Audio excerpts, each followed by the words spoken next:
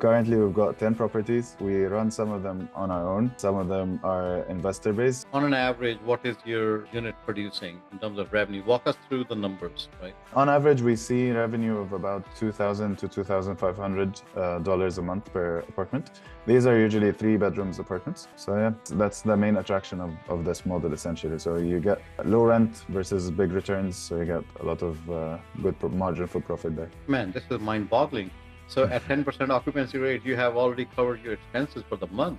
How can somebody replicate basically what Ahmed has achieved so far? So I'm not going to sit here and say like it's the hardest thing in the world. It's not that hard, but you do need to have some information. You do need to have some connections. You do need to have, and it's very good in every aspect. So if you have a good guest and they're happy and comfortable, then you're happy as well. And on the same side, you get a good review, which will help you get more guests and charge a bit more. Hello and welcome to our episode of Bigger Life Podcast today. Today I have our guest, Ahmed Afify from Egypt, Cairo. He has a master's in computer science from UCL in London, and he's also an owner of software company and owner of Signature Stays, which is doing Airbnbs in Egypt and also eyeing expansion into the Dubai market. Hi, Ahmed. How are you doing today? Hi, Ray. Pleasure to be here. All good here. How are you doing? I'm doing fine as well. Thanks for asking.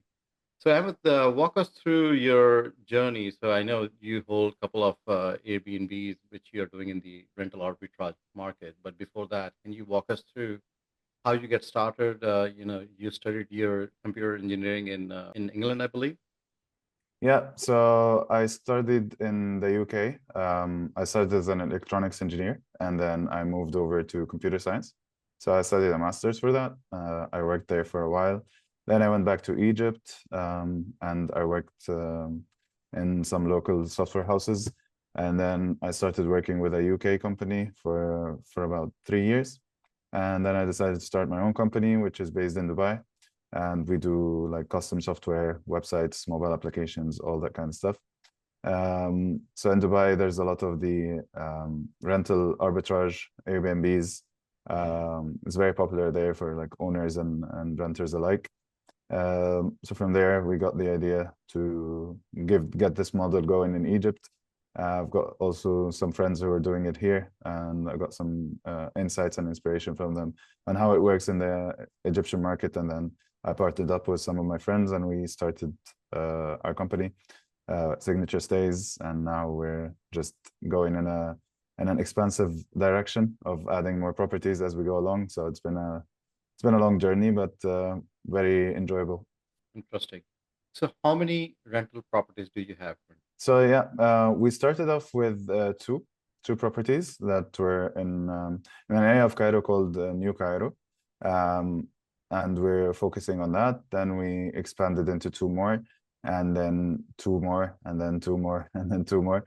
So currently we've got 10 properties. We run some of them on our own, and some of them are investor based. So we have investors that come in and essentially like pay for the refurbishment, handle the rent and everything, and we just manage the properties.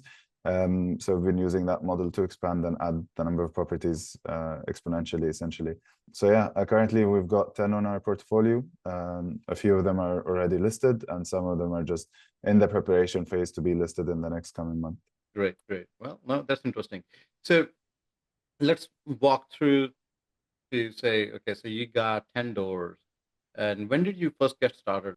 Our first property was signed in December 2023. And then it took us a while to launch this specific property. So we actually signed two like back to back or like 2 weeks apart. And we were just getting started. We were seeing how to set up and building our brand and doing a lot of things.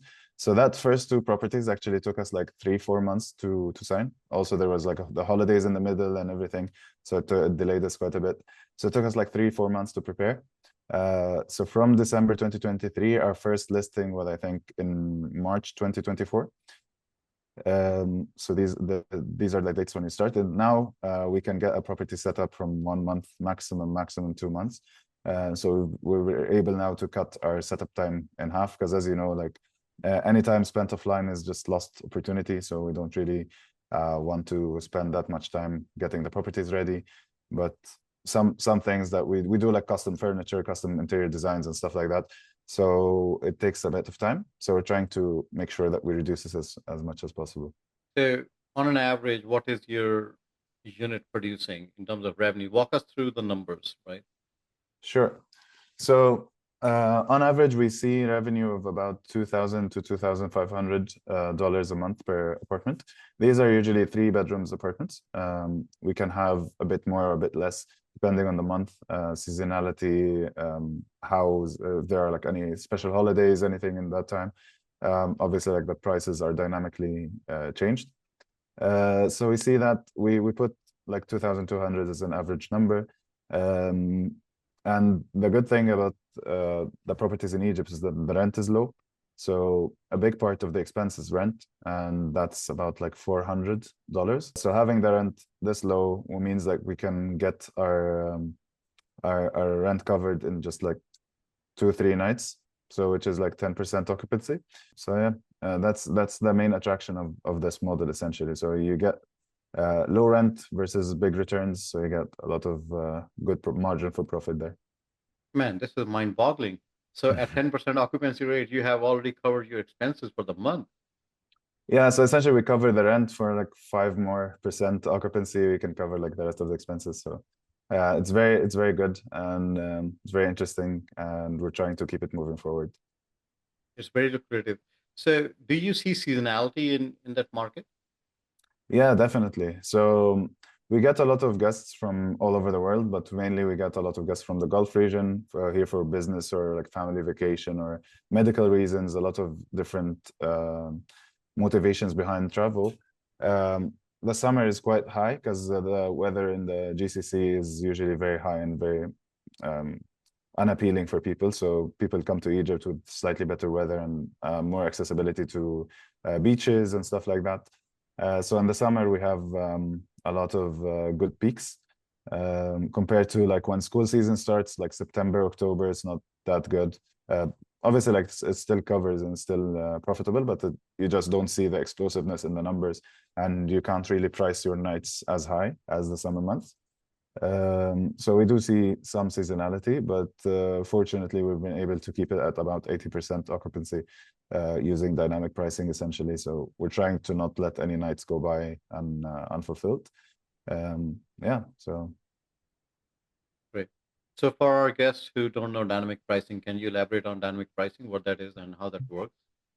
Sure. So basically, every property you've got different factors, right? So, and the number of bedrooms, the level of furnishing, the location, all that comes comes in together into like the property. So each property has its own like base price. So for example, like one property that's very luxurious, that's very usually booked, that's very attractive to people, you price it a bit higher as a base price.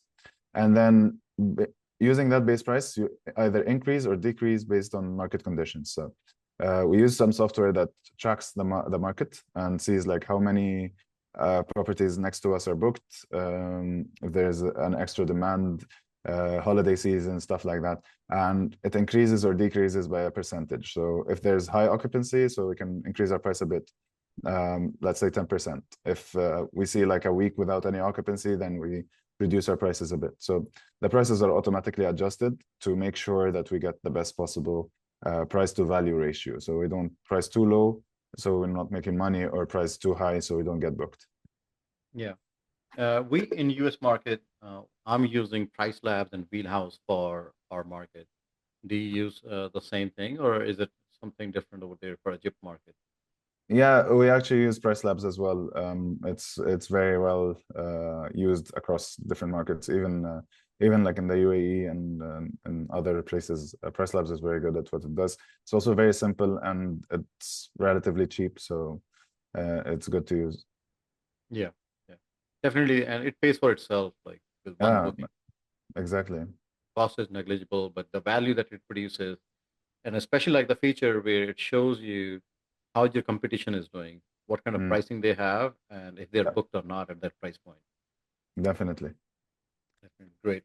So in terms of the actual management or the channel management, are you just doing Airbnb or are you spread across different channels? No, we started with Airbnb and Booking.com because these are the most used in our region. But we're trying to market to global audiences more. So we added Agoda and Verbo as well, as channels to get booked. But by far, Airbnb has been like the most the biggest source of bookings. But we're trying to be available everywhere so we can just maximize our chances, basically. Are you using any kind of a PMS system, channel manager? Yeah, we're using one called Hostex. I find it's very good to use, relatively cheap, and it has a lot of features, and it's very good with integrating with price labs and messaging, and everything is just goes through there. That's like an everyday app. You said Hostex. Okay, I never heard of them. In US, people are normally using Guesty, Hostaway. I'm personally using Journey, but maybe Hostex is something that's catering to the GCC market. So Yeah, so people are. I was using Logify at first, but Logify pricing is very high, and the lower tier takes a percentage of your bookings, so it's not very economical. And as you scale, it's very bad. Hostex is relatively cheap. It's not very well known. It's like a small startup, I think. But so far they've been good, so we're sticking with them. okay, how much are they charging? So they have a tier which is I think $7 a property a month, and then if you add Verbo for some reason it goes to 10. So I'm not really sure why, but specifically adding Verbo gives you like extra $3 a month. So essentially it's still very cheap, but It's still $10. Yeah. yeah, but yeah, it gives us a lot of features, and you have like your insights and team access and everything. Now, do you do any kind of a guest verification after somebody books your apartments? Yeah, so we definitely, according to Egyptian law, we need to have the IDs of anyone who's been booked. So we request their like a photo of their like passports or ID cards and stuff like that to make sure that they're verified. And we have self check-in, but we do like verification of the guests that come in as well. Because it's very important, especially like since we're having apartments in residential buildings, so we don't want any issues with neighbors or the owners or anything like that. Yeah. And what mechanism do you use? Do you just ask the guest to send you like ID, or you use some kind of a software to kind of streamline that? Yeah, so essentially now we message them on WhatsApp, so we require them to send us photos of their IDs on WhatsApp before getting like all the information and the keys and all that stuff. Okay. And how about the property management side of the thing? So, where are your properties located? Is everything pretty much located in the city center? Give us a little background about the location of the property. Yeah, so to do that, you need to have a bit of insight about Cairo. So Cairo is a very big city. In the center, you've got like the downtown. I've got a place called Maadi or Zamalek. These are like close to the Nile, right? And this is like the touristic, like especially of people who are coming from Western countries. This is where people want to stay. We're more focused on the an area like about like 45 minutes away from this, called New Cairo. So this is where residential communities are, essentially. And it's much quieter, much safer, much more convenient. Like the roads aren't busy. It's easier to live there. So I personally live there. It's a very nice area.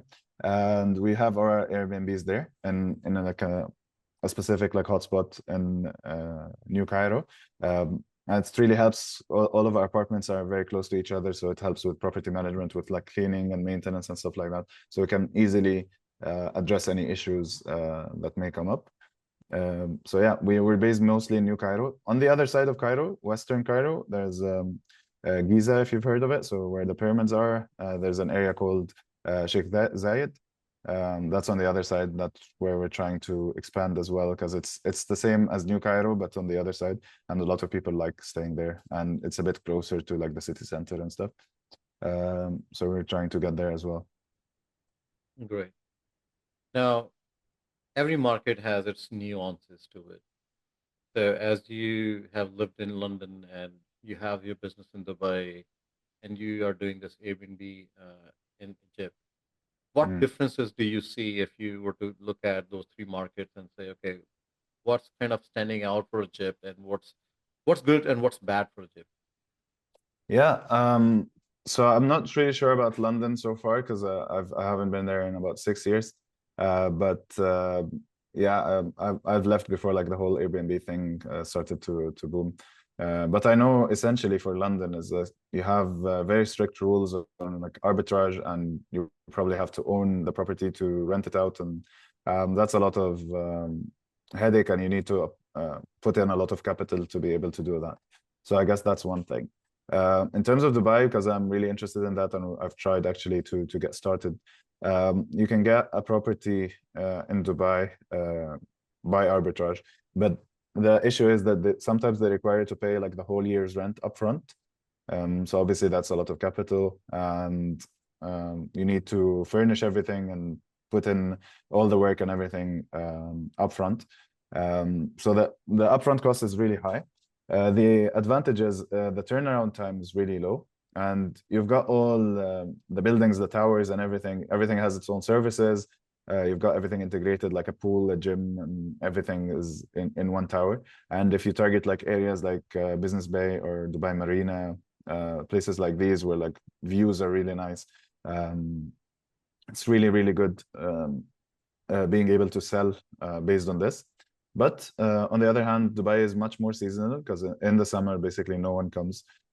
So you get much lower rates, much lower occupancy rates in the summer. On the other hand, when it comes to seasons, you can price insanely high. So like $300, $400 a night is very regular with like 1 or 2 bedrooms.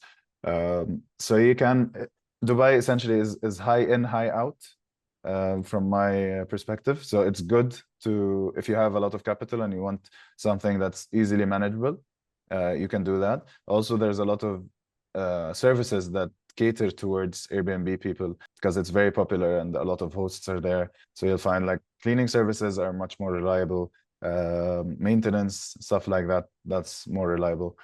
In Egypt, you just have to know everything. So you know everyone and you have to build these teams in-house more.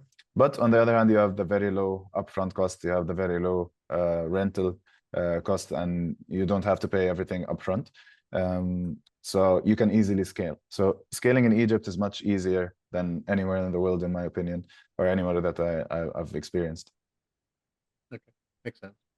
Now, if there's a lot of our audience is US based, and if they are interested into, let's say, investing into the Egyptian market, much like what you're doing, Mhm.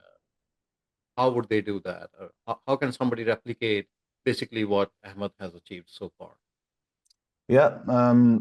So I'm not gonna sit here and say like it's the hardest thing in the world. It's not that hard, but you do need to have some information. You do need to have some connections. You do need to have some experience dealing with people here and knowing how the market works, how people work, because Egyptian market is much different than anywhere else. So to do everything, you need to like get people who are good at decorating. You need to get like your painters, your electricians, and all that stuff because you like tear down stuff and build it up again, and you do a lot of work in the renovations because a lot of the apartments that you get sometimes are a bit old, so you need to do some fixing ups.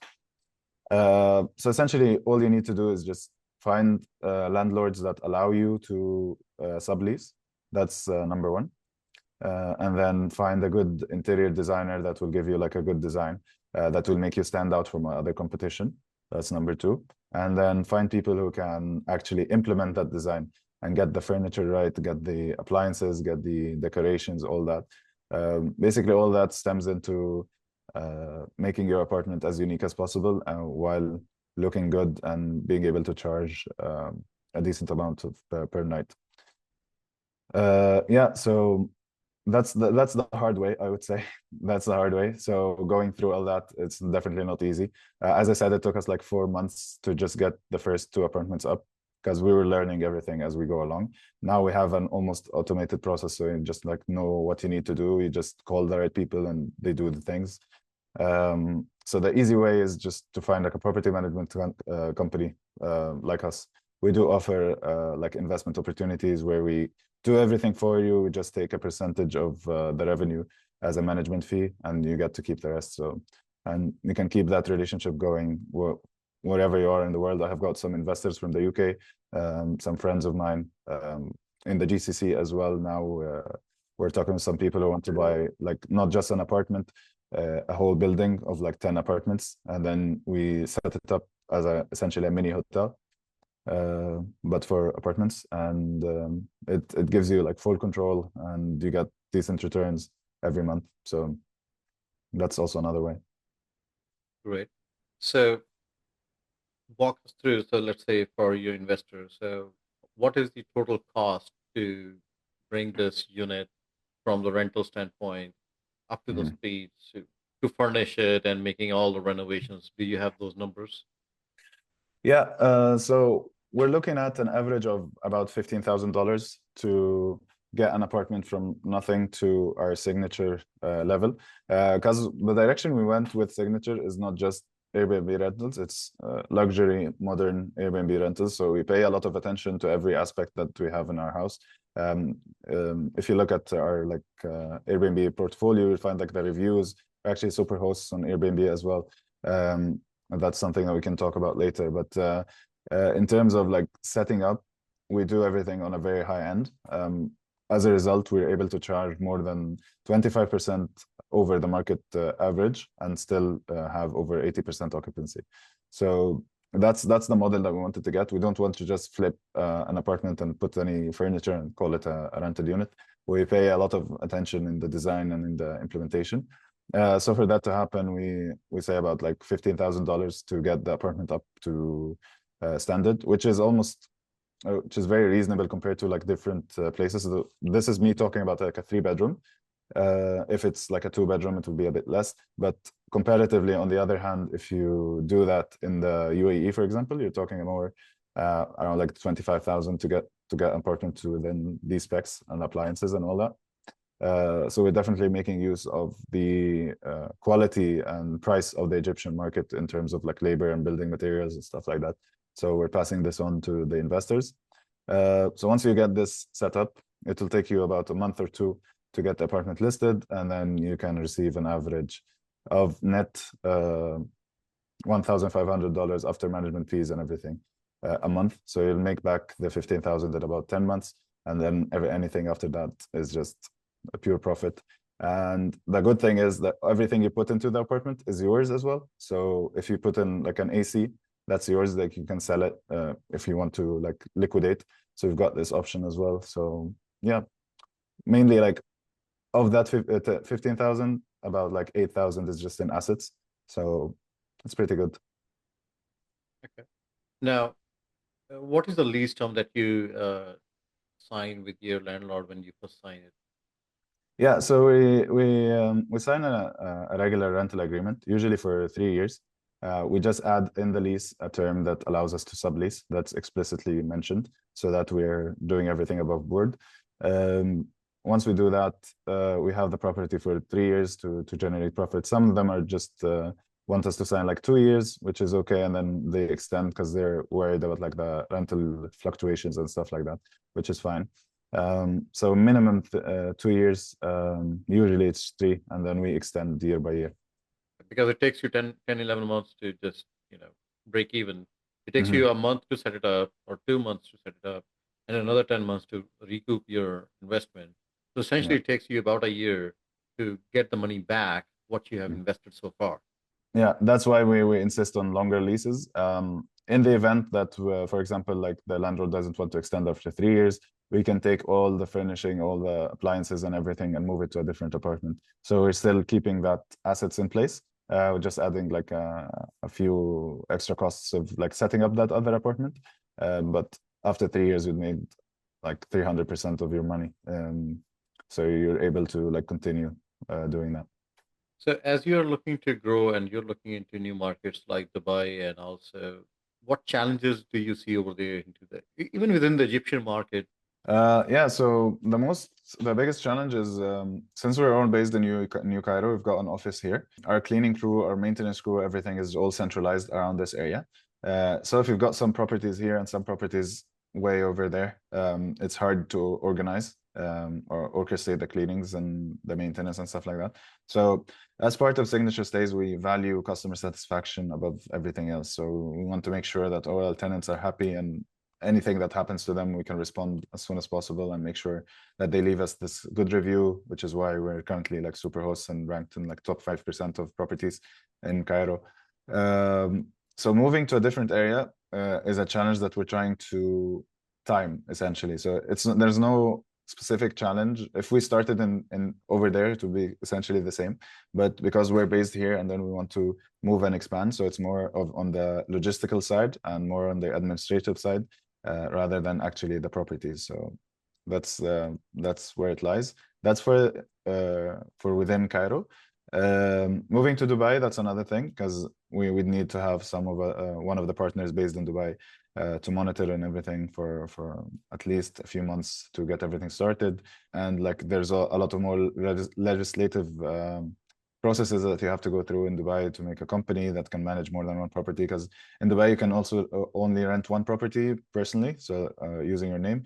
Other than that, you need to have a mainland property which is licensed by the government, and you need to go through a lot of things and pay a lot of money upfront as well. So we're trying to time this investment and see how it will return there.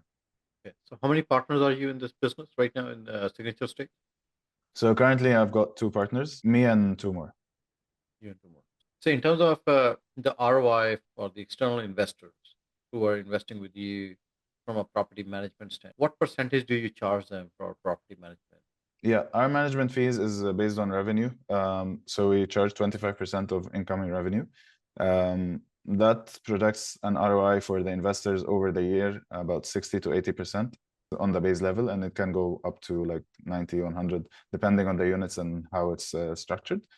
That's why we tend to offer like longer lease periods for investors specifically, and that doesn't take into account the assets that are in the property as well if they want to liquidate or sell their share to someone else.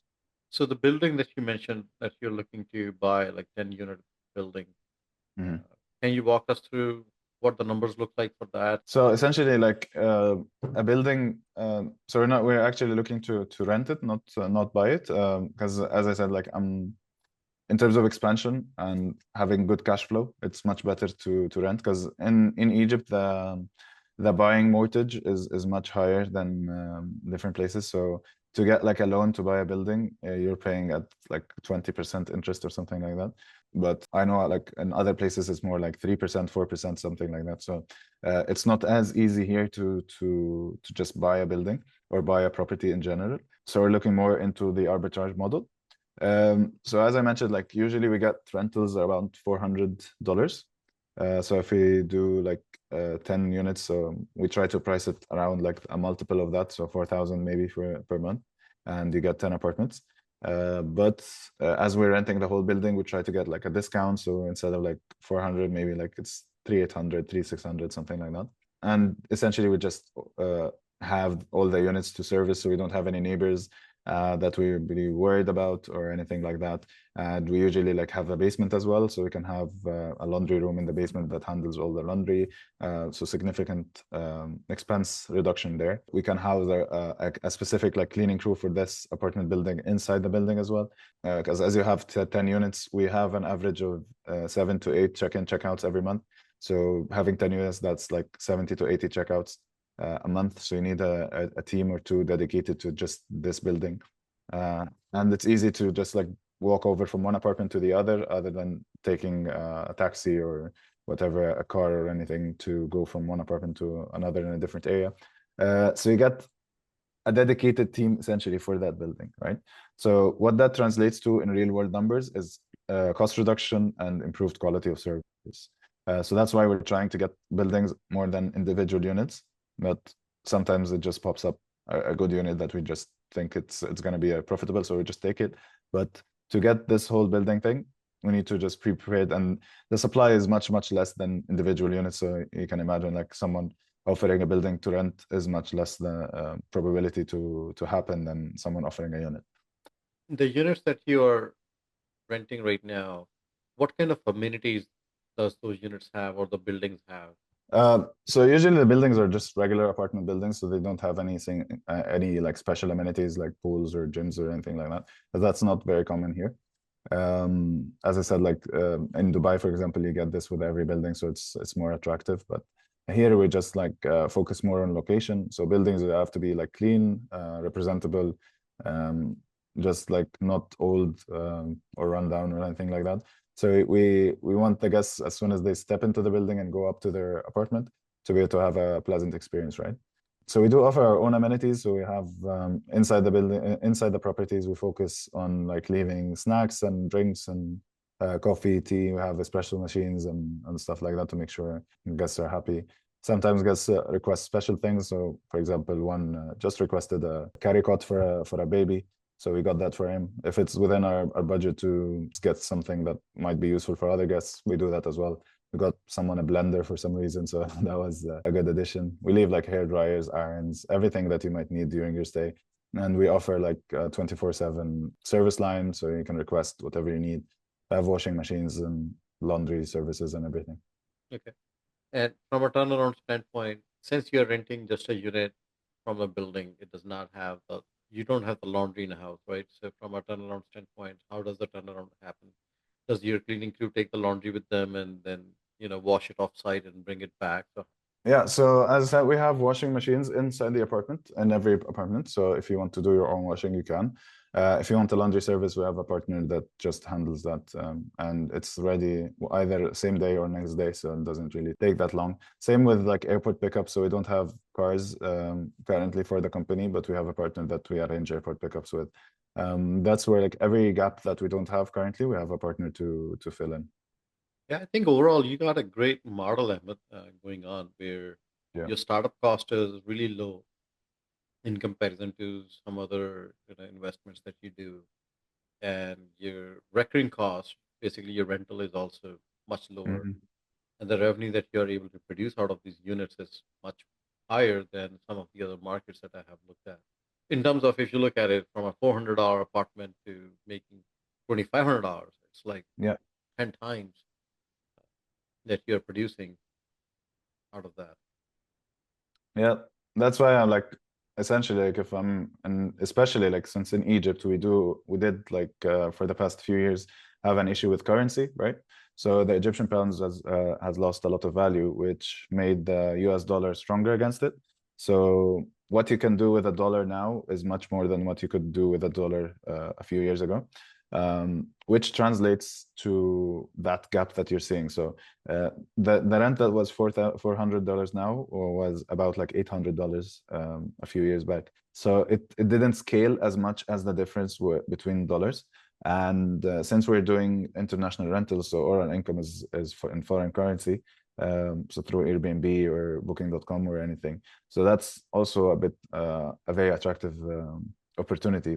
That's why now is a good time to start doing that. And there are rumors that the gap will be wider soon as well.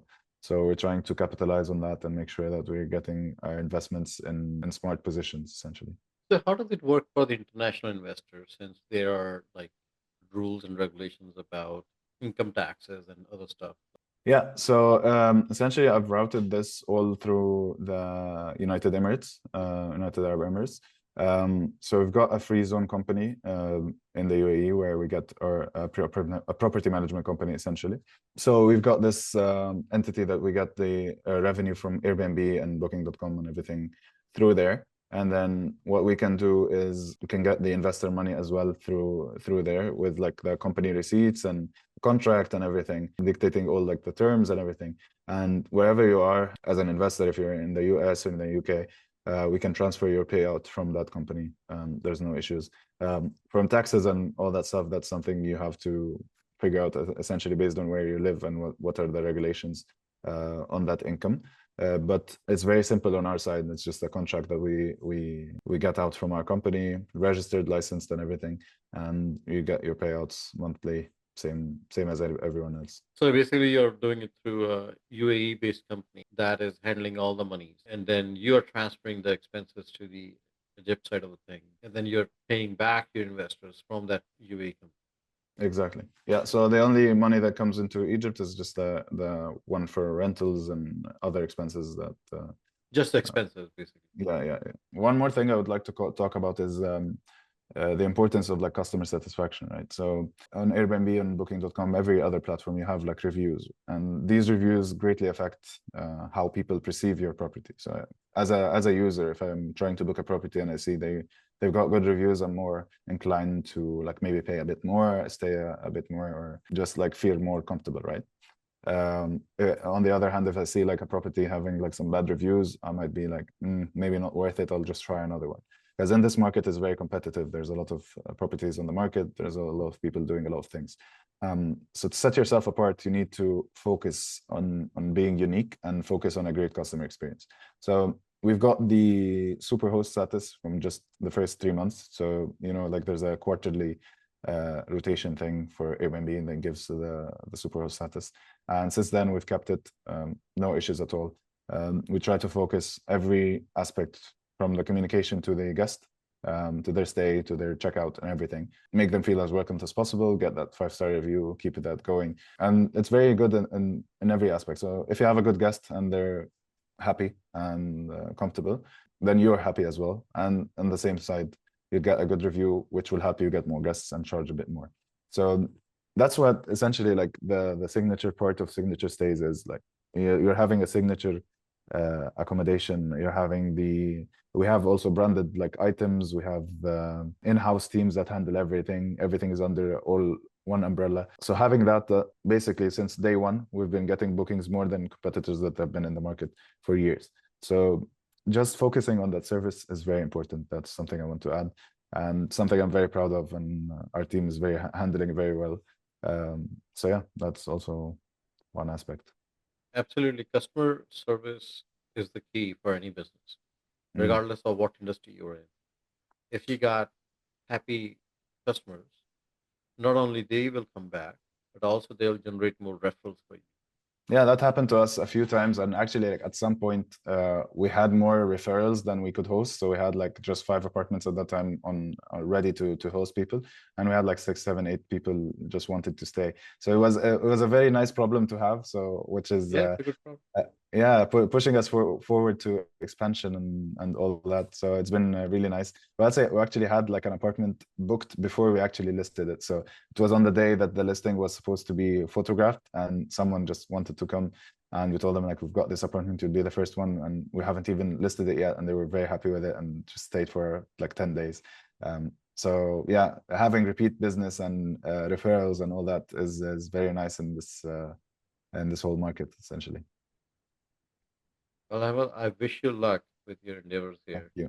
and I looking forward to see your journey, your growth here, and hopefully we'll talk again. uh, Yeah, definitely. Thank you so much. And I'm really happy we got to discuss this. And to our listeners, if you are interested in the Egypt market, whether you want to do it via Ahmed or do it yourself, definitely talk to Ahmed. And Ahmed, Mhm. if somebody wants to reach out to you, what is the best way to reach out? We've got an Instagram page. I'll leave some details for that. We've also got WhatsApp and all company channels, emails, everything is available. So I'll happily reply to any inquiries that you guys have. And looking forward to speaking with you.